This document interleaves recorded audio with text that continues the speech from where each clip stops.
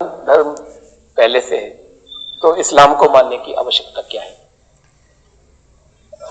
इसे मैं और सिंपल कर दूं सवाल को, तो किया नहीं गया था इन शब्दों में, लेकिन मैंने दोहराया था।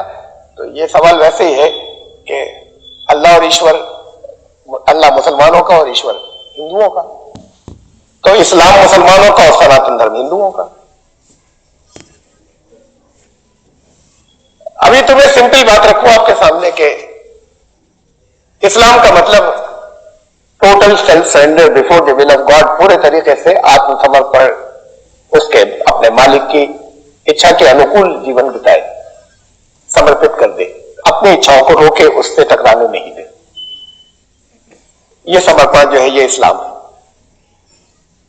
सनातन धर्म, अब जो लोग जिन्होंने समर्पण नहीं किया कहते अपने आप को मुस्लिम है, करते कुछ भी है, तो वो सरकारी रिकॉर्ड में तो हो जाएंगे, कहलाएंगे यहां पर मुसलमान, खुद भी क्लेम करते रहेंगे मुसलमान के घर जन्म ले लिया, लेकिन वो ईश्वर की सूची में मुस्लिम नहीं निकले।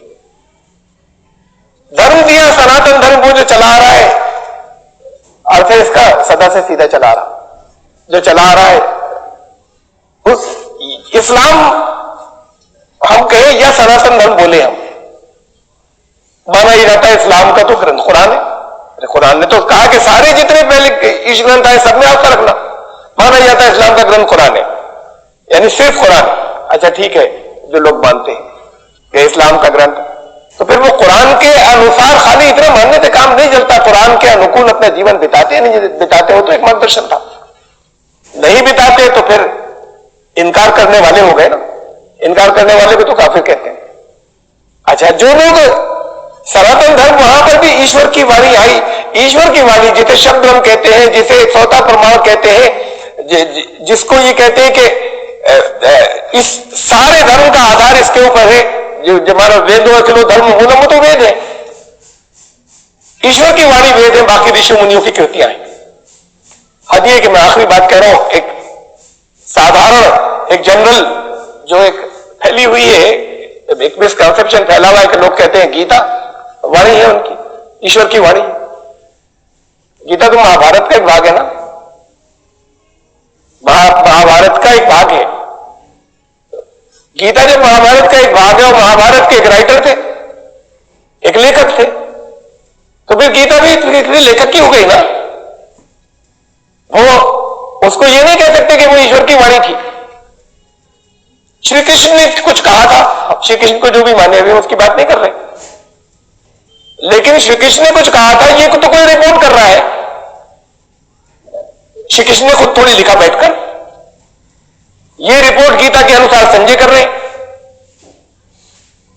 और संजय वहां पर थे नहीं थे ये लिख रहे हैं। वो ये डिटेल जो है ये वेद व्यास जी है जिन्होंने भी रामायण लिखी वो लिख रहे हैं। मैं फिर वापस आ रहा हूं इधर के ईश्वर की वाणी, खुदा का कलाम, तो जो बहुसंख्यक एक बड़ी संख्या, ओवरवेलमिंग मेजॉरिटी जो सनातन धर्मियों की है, वो इस बात को मानते हैं कि वो तो वेद है। तो बाकी ऋषि मुनियों कृतियां चाहे वो जितने महान थे, वहां कुछ कमियां हो सकती हैं, वेद को कहते हैं ईश्वर की वाणी। तो जो वेद के अनुसार जीवन व्यतीत नहीं कर रहे वो सनातन धर्मी कैसे? अगर जीवन भंडारी साहब, आप वेद के अनुसार, वेद आपके घर में हो, आपने अध्ययन किया, तो जानते भी हो वेद क्या कह रहे हैं, ये तीनों चीजें जरूरी है, तब तो उसके अनुसार चलेंगे। या चाहे जो कोई भी बता दे कि नहीं वेद ये कह रहे हैं, ये तो लोग अलग अलग भिन्न भिन्न बातें बताते हैं, और अलग अलग यहां पर बहुत से मौलवी अलग अलग बातें बताते होते कुरान के बारे में। तो देख क्यों नहीं लेते हो, अध्ययन क्यों नहीं कर लेते? अगर आपके यहां है, आप उसका अध्ययन करते हैं, ये जानते हैं कि क्या कह रहा है वो, उसके अनुसार चलते हैं, तब आप सनातन धर्म। जैसे ये मुसलमान नहीं होंगे उसकी ईश्वर की दृष्टि के अंदर, मुस्लिम नहीं कहलाएंगे, जो उसके अनुसार कर्म नहीं कर रहे, यहां पर अपने आप को कहते रहे। तो फिर जो कुरान में आस्था रखता है वही मुस्लिम होगा ना, और उसके अनुसार कर्म करेगा तब। जो वेदों में आस्था रखता है वही तो सनातन धर्मी होगा, उसके अनुसार कर्म करेगा तब। अगर ये परिभाषा हो तो मैं आपके बारे में ज्यादा नहीं जानता भंडारी साहब, लेकिन शायद मैं आपसे ज्यादा बढ़कर सनातन धर्मी कहलाने का अधिकारी, इसलिए कि मैंने चारों वेद पढ़े, अक्षरशः पढ़े, सबको पूरे को समझने का प्रयास किया है, और उसके अनुसार मैं उसके बहुत बड़े बड़े हिस्से के अनुसार मैं जीवन व्यतीत करता हूं, तो सनातन धर्म में मैं हूं, आप हैं। अगर आप ये सब नहीं करते हो या आपने नहीं किया हो तो आप जानते हो, या फिर बाकी और जितनी भीड़ नजर आ रही है उनके बारे में बात कर लें। उनके तो घरों में है नहीं, उन्होंने देखे नहीं, मेजॉरिटी ने जीवन में एक दफा भी दर्शन नहीं कि वो सनातन धर्म है, तो फिर असल में धर्म के बारे में जानते ही नहीं। और मुसलमान भी धर्म इस्लाम के बारे में जानते नहीं। जो जानते होते तो फिर कुरान ये बताता है कि ये सनातन धर्म और कोई अलग अलग नहीं है। इस्लाम ये अलग अलग भाषाओं में नाम है, ये कुरान कहता है। कुरान पैगंबर मोहम्मद सल्लल्लाहु अलैहि वसल्लम, ये आम लोग ऐसे मानते हैं, इसलिए मुसलमान ऐसे कहते हैं, अधिकांश मुसलमान, कि इस्लाम जो है उसके फाउंडर थे, उसके संस्थापक थे पैगंबर मोहम्मद सल्लल्लाहु अलैहि वसल्लम।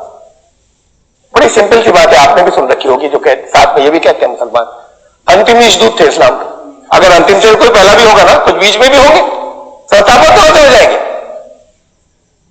पहला तो शुरू से मार्गदर्शन की जरूरत है ना, जहां से मानवता शुरू हुई है, तो फिर पहला इंसान होगा, पहला ईशदूत तो जो जीवन जो यहां पर आया।